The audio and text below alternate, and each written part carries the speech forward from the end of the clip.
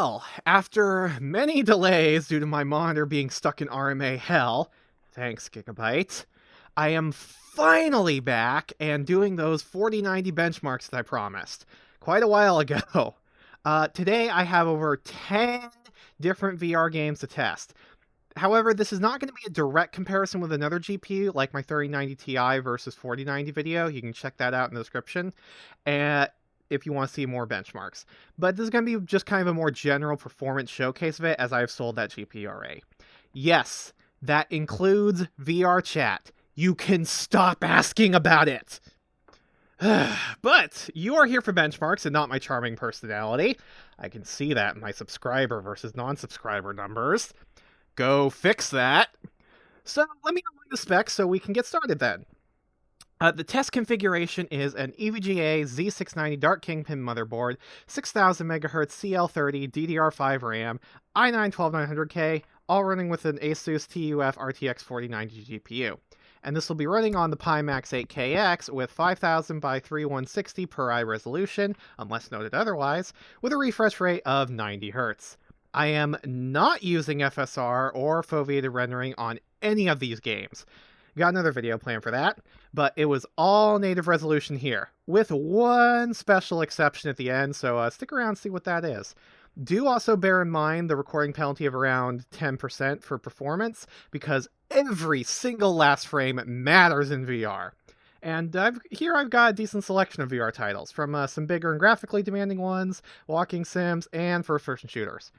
Because the 8KX is one of the highest resolution HMDs on the market here, it is going to represent a true test of the 4090's capabilities. As if the 4090 can keep up with this bad boy, well, then it's going to be able to drive pretty much every headset out there.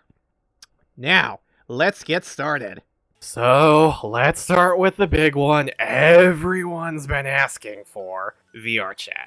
Now, due to the extremely variable nature of the game, I ran the benchmark under 3 different scenarios, using the Ultra preset, but with no MSAA. Helps illustrate how both the CPU and GPU are important. For my first test, I visited one of the Winter 2022 VRChat worlds. And as you can see, my CPU is getting hammered hard.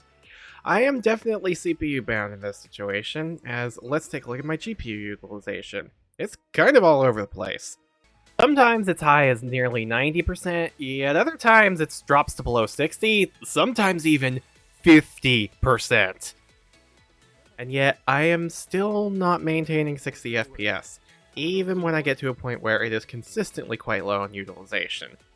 See how the 4090 is taking a nap while my 12900K wants to take one and never wake up? So, there are definitely points where the 4090 is being used and your FPS would be lower without it. But even then, it's still somewhat CPU constrained, and at moments it is massively CPU bound. And I have a 12900K with some decent DDR5 RAM. If you are on something that's like a Ryzen 5000, except the X3D or below, I don't think you get a whole lot out of the 4090 in this scenario. But let's look at something a little more favorable, shall we? Next up, I went to the Black Cat in a full lobby with 18 people, counting myself. Right away, the 4090 is faring significantly better. Through much of my time there, it is doing a pretty stable 80 to 90 FPS, even when there are several avatars around me. However, this is a small lobby without too many people gathered around at once.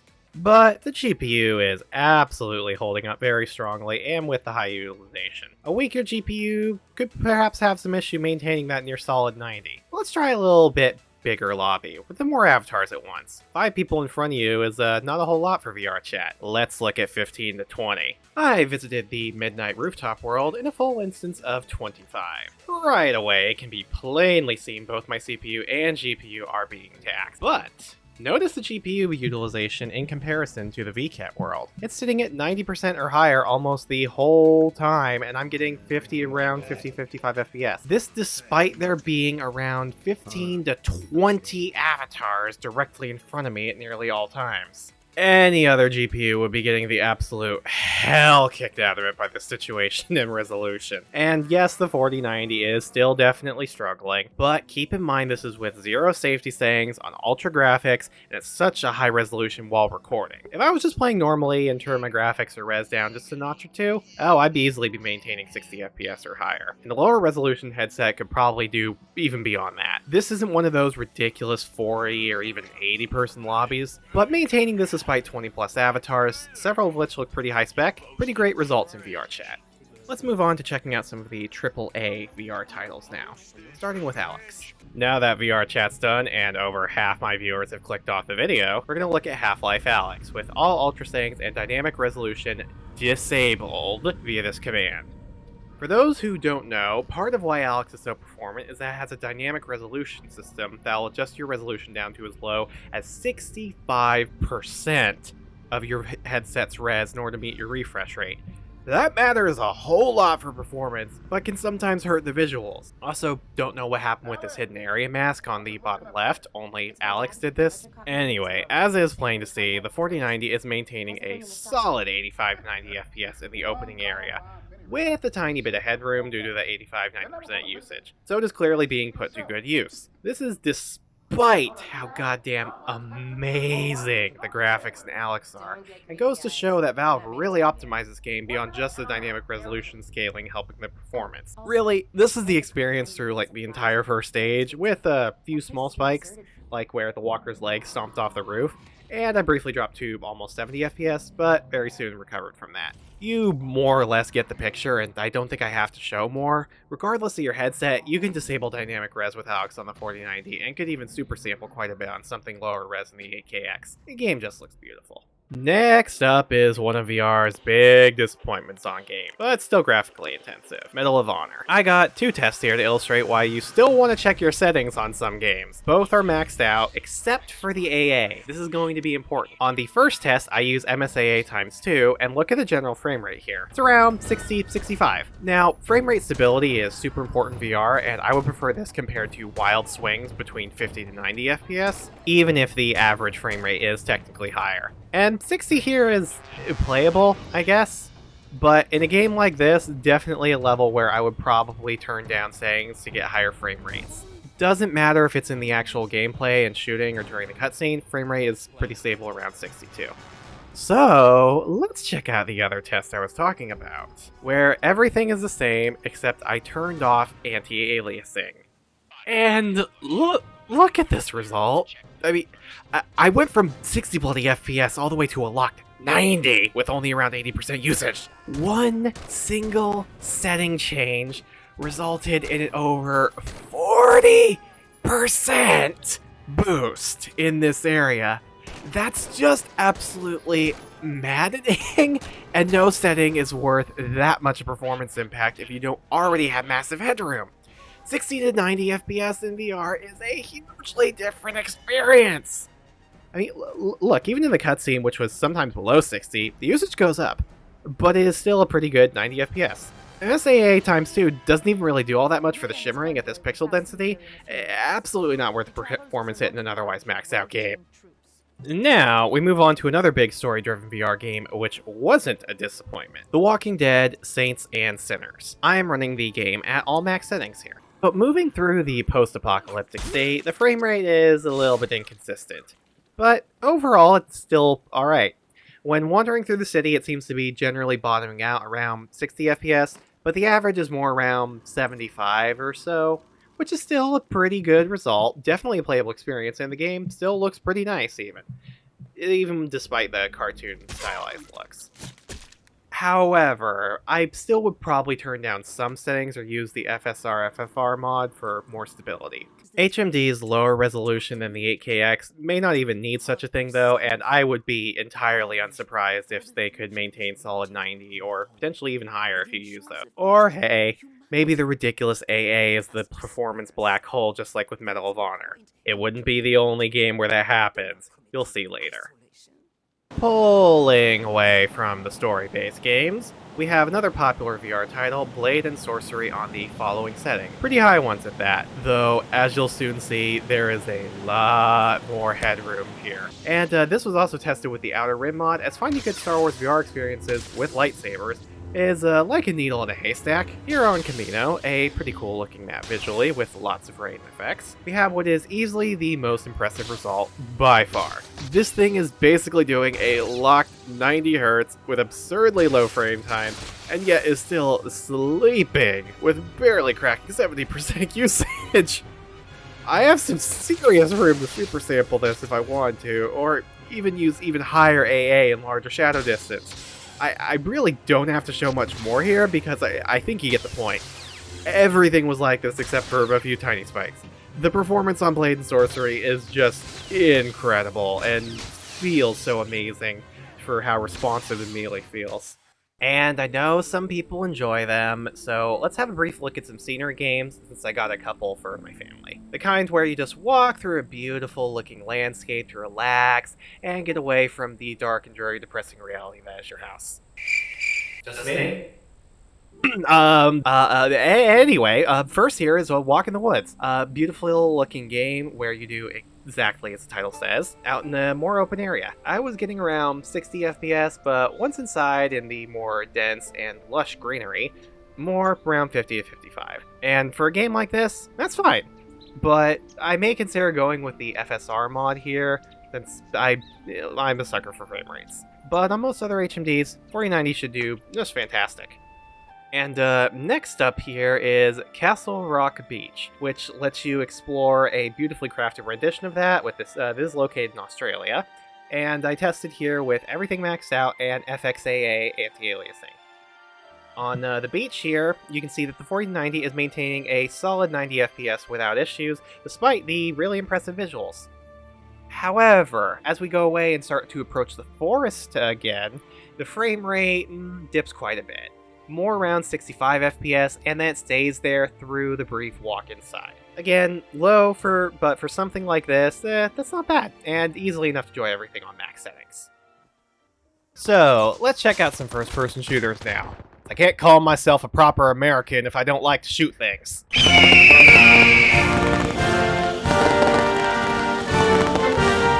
Kicking things off is Zero Caliber, as it finally got the Giga update for PC VR that makes that version of the game worth playing again. I have been waiting far too damn long for that. I'm testing on the Ultra preset and got a few comments here about the performance. For the beginning part of the mission, it's about 60, 70 right here, but then when certain things get out of my view, my frame jumps way up to 90 when I'm sitting behind the fence. I mean, even when I peek up to shoot, it's still at 90. I don't know why, but I mean, high frames are high frames. But moving on to the next area, when I am overlooking the whole landscape with a wide shot, my FPS is roughly 70. That isn't bad, and is quite good when you remember the performance penalty for recording, too. However, once again, note that while I am in a less wide shot and actually shooting some enemies, my frame rate is, again, quite high. It's, well, pretty much a lock 90 here. So I would absolutely consider this game a good experience when maxed out, and again, some lower res HMDs could probably run dropless 90 or even higher. Don't even need FSR or FFR. But on my 8KX, I might tweak a few settings or use FSR, so I'm always at 75-90 regardless of conditions while recording. Still a good time, and definitely looking forward to playing through the rest of this game. Need more co-op PvE experiences, damn it. Challenging the 4090 next is yet another zombie game with After the Fall here, on settings max and shadows turned up way beyond reasonable levels. Outside in the snow here, frame rate is a smooth 90 without any problems, even as I am busy shooting and blasting zombies apart. But once I get close to the inside of the building, that starts to change. And when flashlights come on, notice the FPS tanks down to the 60s. It ain't just the huge horde of zombies here, as let's jump ahead a minute to where they're all gone, and frame rate has improved, but it's still around 70 or so here. But let's look at another, a little more open but still inside area with a horde. I am still at a solid 90 FPS here while shooting and looting. I figure it's probably because of how dialed up the shadows are, and they are at stupid levels with 4 cascades, and so when they come heavily into play in indoor areas, performance probably tanks.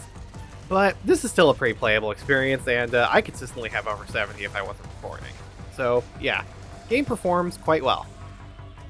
Continuing the first-person shooter train, we have Contractors, as I already benchmarked Pavlov. I also want to use this to illustrate another point about performance in AA. Look at here how bad my FPS is when it was on ultra settings, but watch what happens when I turn the AA down to high, which has almost no visual impacts.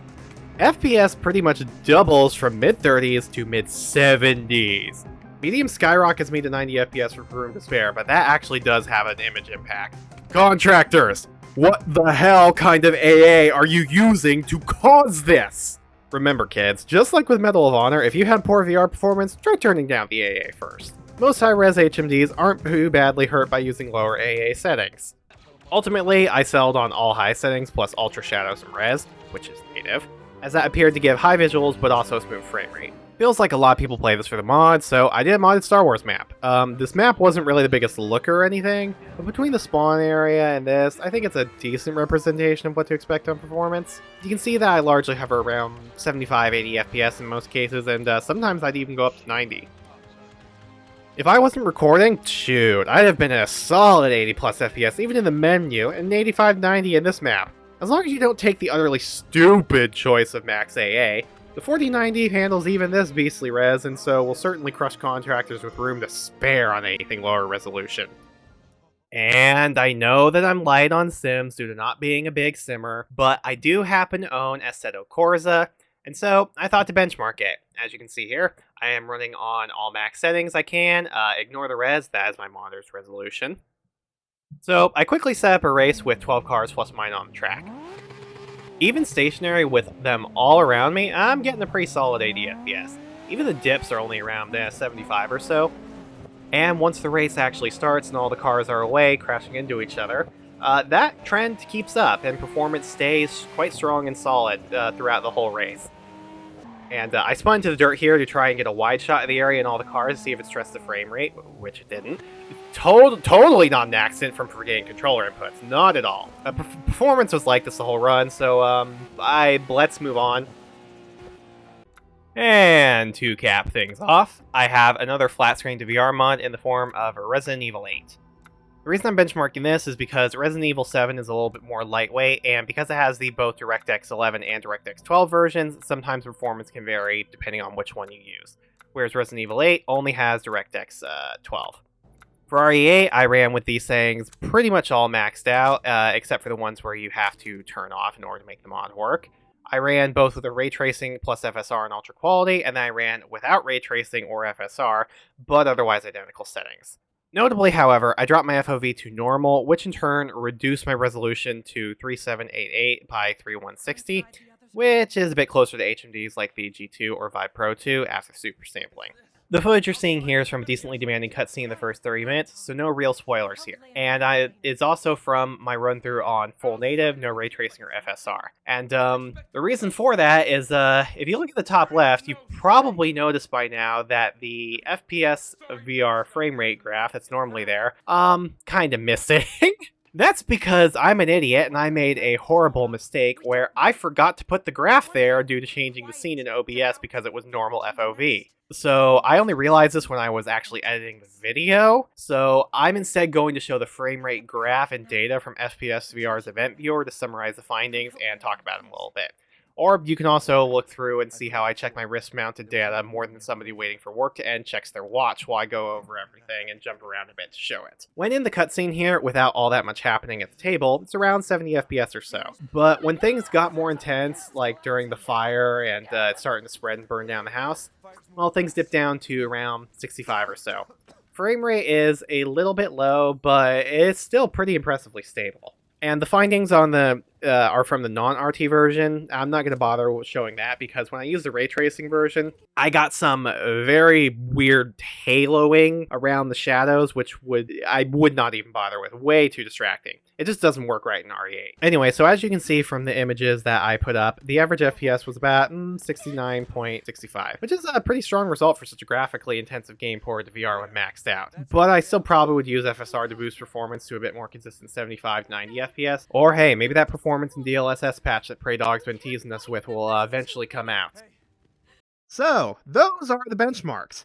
And if you skip to the end here just to see what the summary is, go back and watch those benchmarks. I had some important information about settings. Go on. I'll be here when you get back. Now, while those people catch up, and before I show the average chart, I want to briefly address why I didn't include Skyrim, despite my initial plans to. TLDR, I tried about 3 different mod packs focused on high fidelity, and either things would just not work at all, or things would break in a way which made me question if everything was set up right, and if the benchmark would even be valid because of it. Mods are pretty testy. I also don't have the internet data to try more mod packs of 100 plus gigs. I'll link the performance showcase somebody did with a 4090 and a million mods in the description if you want to see a Skyrim VR performance. That out of the way, here is the chart. Overall, these are insanely impressive results for the 8KX with how high resolution is being driven. The 4090 isn't quite a set it and forget it card, where you can just dial everything max and not worry, but has so much performance that most games just need a setting or two tweaked, and you'd easily have a consistent 75 or 90 FPS on something like this.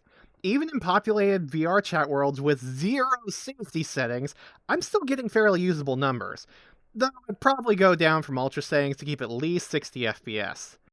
On lower resolution, but still high clarity and demanding HMDs, like say the Vive Pro 2 and the Reverb G2, you wouldn't even need to adjust settings on most of these to get a good 75 to 90 FPS, and you certainly don't even need to think about the FSR mod.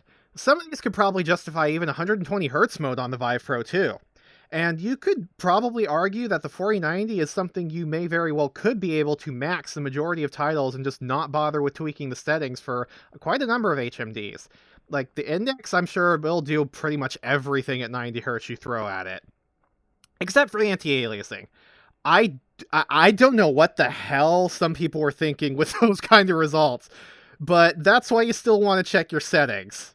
The only real exceptions here would be VRChat due to the CPU limitations, and some people just need those 8K textures on every single individual strand of hair. And then RE8 because it is just that demanding. But does that make the 4090 worth it? Well, like I said in my other video, kind of up to you. It is super powerful, but it costs a kidney, and a lot of times you can just turn down a few settings, save loads of performance, and still have a good image quality. Plus, things like the VR Perf Kit exist for FSR, FFR, and that can let GPUs punch way above their weight class in the right games. The most important thing is if you are happy with where you're at and you are within your means. 4090 may have over 2x the performance of a 3080, but that GPU is almost 3 times or less on eBay, and still good in most games and headsets with some compromises. So maybe the sheer cost difference matters more than performance to some, and they prefer the value option. If you would like to see more 4090 benchmarks and direct comparison with the 3090 Ti, as I said, you can check out the other 5 games I did in my other video. I benchmarked a total of 16 games on the 4090 between these two videos, which should give a great impression of how this GPU is going to perform in virtual reality. If you liked the video, let me know, as I always appreciate it. Maybe stick around for what I do next. Anyway, until next time, see you later.